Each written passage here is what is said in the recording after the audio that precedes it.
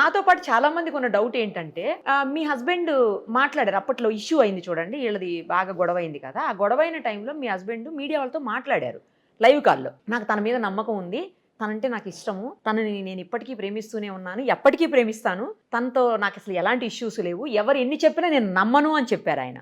అంటే యాక్చువల్గా వాణి అప్పుడు చాలా క్లారిటీ ఇచ్చాము, అతను కూడా ఎవరికో క్లారిటీ ఇచ్చారు. పిల్లల విషయంలో తను మాట్లాడినప్పుడు అంటే వాణి అనే ఆమె పిల్లల కోసం కామెంట్ చేసింది, చిన్న పిల్లల కోసం. అంటే ఏదో మా హస్బెండ్ కి పుట్టలేదు, శ్రీనివాస్ గారికి పుట్టారు ఓ, మీ పిల్లల గురించా?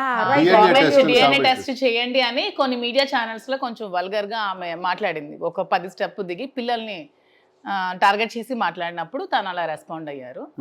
బట్ తను కూడా మంచి వ్యక్తే, కానీ కొన్ని మనస్పర్ధలు మా మధ్యన ఉన్నాయి. వాణి పెట్టిన ఇంకొంచెం ఎక్స్ట్రా అయ్యాయి. అవడం వల్ల మ్యూచువల్ కన్సర్న్ తో మా ఇద్దరం డైవర్స్ ఆల్రెడీ తీసుకున్నాం.